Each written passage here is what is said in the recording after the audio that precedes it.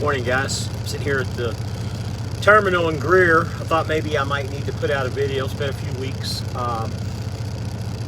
Yes, I did. I left F2F. There was many reasons why I left F2F. Number one reason was obviously, just the money situation. Let me make everything clear and straight up to you guys. It's not that I never made money at F2F. It was just the simple stuff that I had issues and problems with. Payroll. Every week I had, a load that was short, and I had to call in and say, hey, this load's missing, or whatever the situation is. And, I was constantly having to check to see, whether this was on there, whether that was on there. Fuel charges would show up that, were from the week previous, or maybe it should have been the week after. And again, F2F's a great company. They're a growing company, but there's a lot of, and I'm trying not to trash them by any means, because they really are a good company. You can make money at F2F. I've had several people call me and ask me about it. It's just the simple stuff. They're just a growing company with a lot of young people that are running the company. I'm sorry, my nose itches this morning, but I made money there, just like I did at Schneider. When I left Schneider, the reason I left Schneider, it's been perfectly clear why. And F2F is a great company. They don't mess with you. Nothing really happens there. For the most part, I had no problems running. But when I sat down and I did the figures and the numbers, it's always about. It's not about the gross, but it's more about the money that you actually make and what you take home. And when I sat down and I did the numbers, I was making more money with the blue SFI truck than I was with the truck that I currently had, or have actually, the one that I purchased, the White International. I got a smoking deal on this White International, so the truck payment's not the issue. My fuel's not the issue. I'm actually getting better fuel mileage out of the older truck than I was with the new one, believe it or not. This A26 motor, people talk, crap about it all the time, but it's a phenomenal motor. I've got absolutely zero issues with the A26. A little bit questionable when I first bought it. I just didn't know, but if Prime, with it being such a great big company, and that's what this truck is, a Prime truck, if they would buy several thousand of these trucks, I think they would have at least tried it out and made sure it was okay. But no problems at all. Matter of fact, I think it pulls better than what the Cummins did, believe it or not. Not had any issues whatsoever, other than the simple emissions stuff that everybody has. Hasn't seemed to slow the truck down at all, or fuel mileage or anything. But let's get back to F2F. So F2F, really liked the company. I loved my dispatcher. There were several people there that I just absolutely really loved. It's just the company itself in a whole. Within the first 2 weeks, and it's no big secret, I've been wanting to try and set up something with recruiting and try to make some extra revenue, and also bring some people in that I felt really needed to be somewhere. But I just never got that feeling with F2F that I needed to bring people in. And when I presented it to several people in the recruiting department, I waited several weeks for them to give me an answer. I wanted them to go on YouTube with me and discuss about bringing people in. And after a couple weeks, they finally gave me the no-go, that nobody wanted to do it. And I'm like, well, you guys are recruiters. Why wouldn't you want to do your job and try to bring people in and make extra money? But absolutely nobody wanted to do it. And I'm like, well, that's the weirdest thing that I've ever heard in my life. But so there was a no-go there. That was kind of a strike against them, and it just, I don't know, man. It was a very weird atmosphere there. They were very geared about making money, but then when you brought money to them, they didn't really want to make money. I know it sounds like maybe an oxymoron. I don't know, but I just never felt the feeling, and that's why I never got on here and told you guys this was a great company, or you needed to be here, or anything like that. So the short weeks that I was there, I started doing research immediately once I got that answer, and I saw that nobody was wanting to do anything, and the money just wasn't what I was making before. Well, let's put it this way: I was making the same amount of money as I was with the SFI truck, which really makes no sense. Now, again, a lot of that isn't F2F's fault because they did keep me running. It's the spot market. My biggest issue, more than F2F, was just the spot market. I know every one of you guys out here are probably going to troll this channel and say stuff about it. That's the way trucking is. But you know what? I would have stuck with it if I would have liked the spot market. I would have stuck with F2F and just, you know, did what I had to do. But I'm tired of the spot market. I've been doing it for, you know, I don't know, half a year, 8 months, 9 months, whatever. I just needed to get back into contract work. And when I sat down trying to decide, you know, what my next move was, I looked at JB Hunt. Obviously, I'm not going back to JB Hunt because of, you know, the situation that we had there. Not only that, I don't know if they would have ever brought me back, and that's fine, no big deal. I looked at possibly going back to Schneider and just sucking it up. And I said, nah, I can't do that either. I looked at Creek Carrier. I looked at a couple of Florida companies, Voyager Nation, and actually they're really high on my list if anything ever occurs and I need to go back. But once again, you know, I'm going to companies with Voyager Nation, and the other Florida company I was looking at was Navinex, which is a friend of mine is at, the Beavers there. He seems to like it, but the problem is you're still dealing somewhat with the spot market. And it's not something I really wanted to do again. You know, maybe that's the diva in me. Everybody always calls me the diva, but, you know, you just don't do something you don't like, and you don't keep doing the same thing over and over and over again unless it's successful. So with that being said, and doing stuff over and over and over again, I sat down and I really thought about Swift again. I like, you know, did the numbers, put the numbers on paper several times in my head, sat down and wrote things out. Every time that I went to Swift, and this is the fourth time that actually I am here at Swift, but this is the fourth time I've been at Swift. Every single time that I was here, even during the worst trucking market, leasing their truck and following what their model is, I still made money here. I mean, I killed it when I was here the last time, the third time. The last paycheck that I made here, I mean, I can't say it was the last paycheck, but one of the last paychecks that I made here was over $4,000 to me after all the bills were paid. And, you know, I sat back and I looked at the numbers and I'm like, well, you know, why in the hell did I ever leave here? And I know the answer to that. The answer is that I had this big thing in my mind that I needed to get an SFI truck, and I needed to run the spot market or run the load boards. And, you know, now that I've had that, I don't really like that. It takes a lot of time. I was doing a lot of deadhead miles, especially at JB Hunt and F2F. Well, no, not necessarily F2F, but more JB Hunt, Schneider. Schneider, I did a lot of deadhead miles too. And you all know the deadhead miles, you don't get paid for those. And, you know, unfortunately in the market, that's something you have to do. So when I sat down and I started doing the numbers with Swift, I mean, I still get paid deadhead miles with Swift, as long as, you know, I'm dispatched on them and I don't pull them off their load board. Now, if I pull them off their load board, you know, I don't get paid the deadhead miles. Now, their load board, just to give you guys a clue, it's not what it's expected to be. It's not that great, but it has the potential to be good. For what I'm being told, eventually all the owner-operator, lease operators, whatever you want to call these guys over here, from what I understand, they're all going to be on the load board eventually, and they are going to go to a 70% model. And I'm assuming it's going to be similar to something like what JB Hunt and Schneider has. But again, you know, I've always had good connections with Swift. I always come back to Swift for some reason.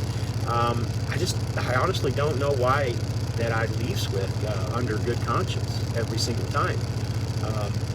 That being said, I really honestly don't see myself, you know, and guys, you can record this, do whatever you want to, but I don't think I'll leave here again unless the world comes to an end or the freight market just completely shuts down. And if that case, I might just get out of trucking altogether. But I mean, I hate to say it, but, you know, people talk trash about Swift all the time, but I've had great luck here every single time. You know, I did have my issues the first go around with the planners and stuff, but, you know, again, it really wasn't their fault, and maybe my ignorance and stupidity at the time, you know, being under the worst freight market, 22, 23, I don't think it was really their fault that there was no loads available. I don't know, guys. It's just the last couple of years have been so weird. I've been doing this, owner operator lease purchase thing for almost 4 years now, going into 4 years, and it's very, very odd and strange, especially during the hard markets.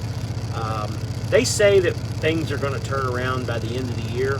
I've always said probably around third quarter, but I don't know, guys. I don't know if it's going to turn around anytime soon. I mean, we might even be into next year. I think our administration is trying to make things better.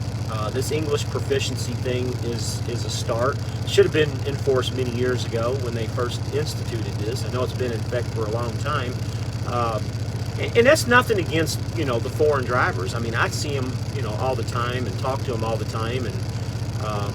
But it's bad when you start seeing all these accidents. I don't know if all these accidents are being focused specifically on the foreigners right now, but it just seems like, it's happening a couple times a week here lately.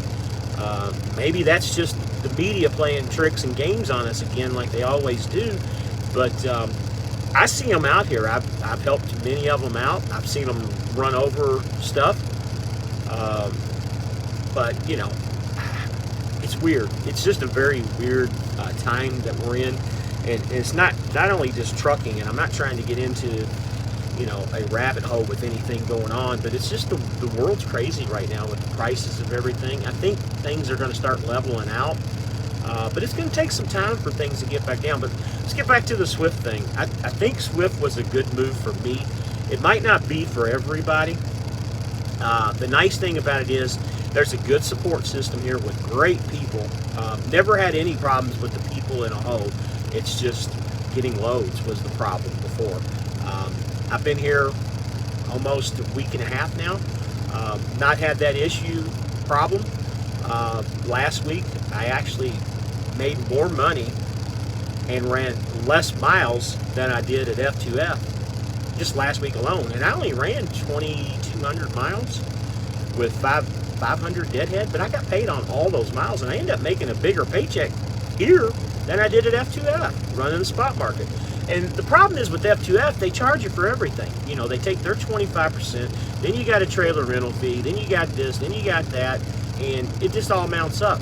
My fixed cost over here, because I own my own truck, my fixed costs are $17 for the ELD and a $50 escrow that builds up to $3,000. And once that's built, it goes away.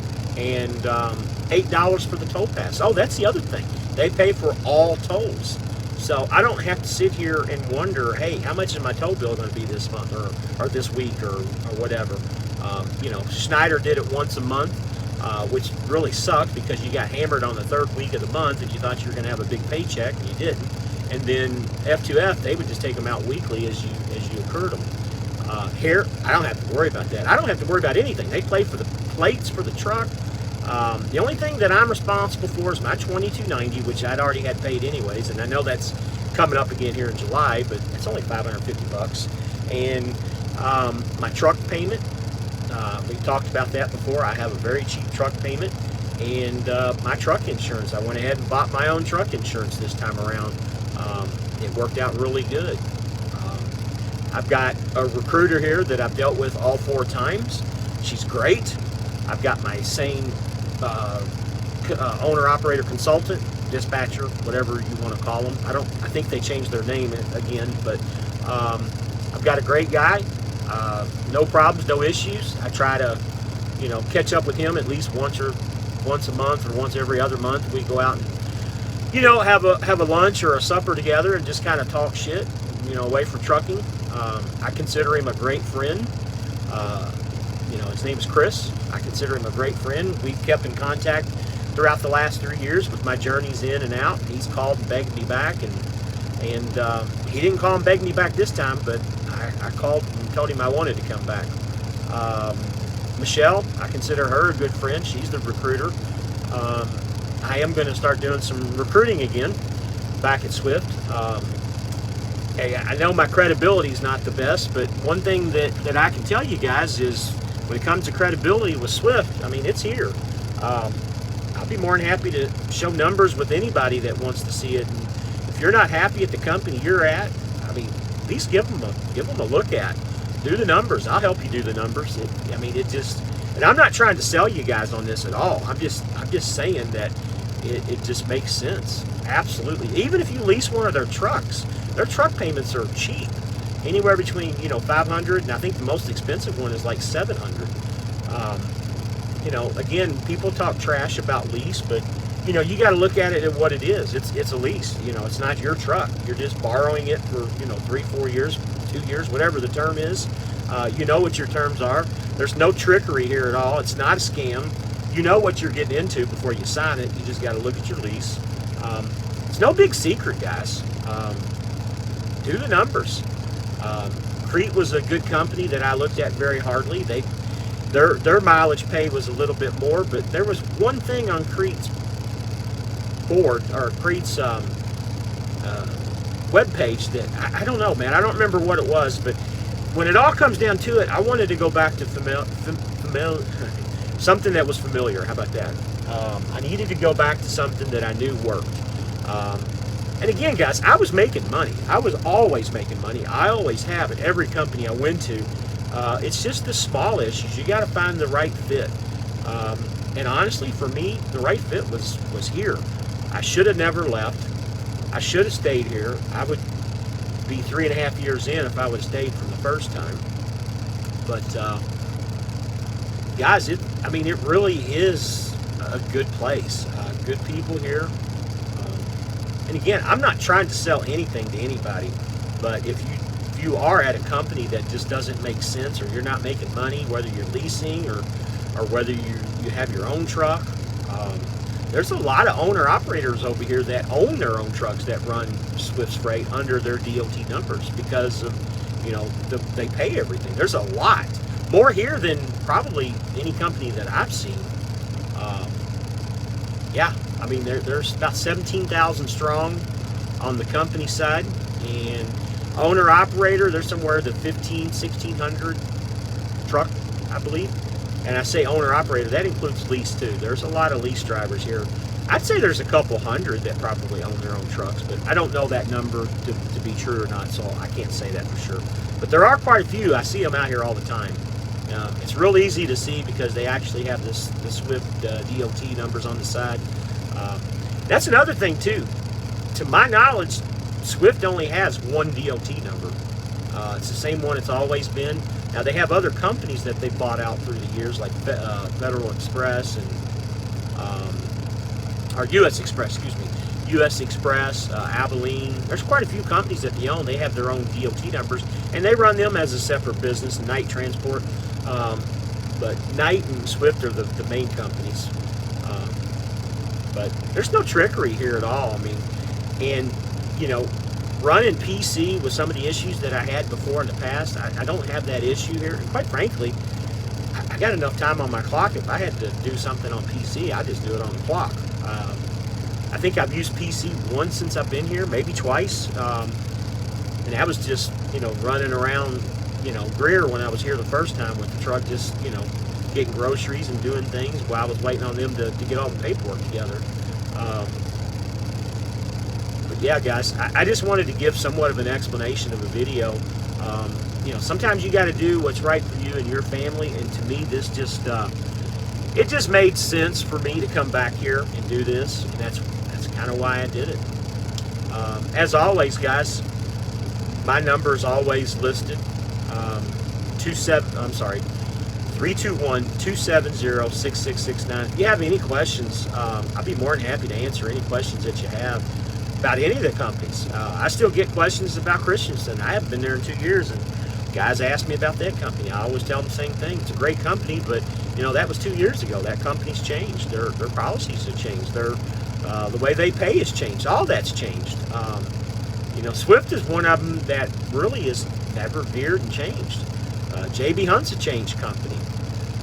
Schneider's still kind of the same, the way they do things, but I get calls all the time from guys asking me about different companies. F2F. I'm honest. I'm an open book. You guys can learn from my mistakes. That's one of the reasons why I started this YouTube channel years ago. because I wanted you guys to learn from my goof ups, my mistakes, my screw ups, my fuck ups, whatever you want to call it. And this was probably one of them, was leaving here. You know, I might eat my words in, you know, a few weeks or a couple months, but you know, right now it makes total sense. And honestly, I don't see that changing with my decision, because honestly, nothing's really changed here other than they've switched tablets. Their technology's gotten better, their apps gotten better. You know, things like that are the only things that have really changed. But you know, other than that, Swift's a solid company. It always has been. They're not in any financial trouble at all that I'm aware of.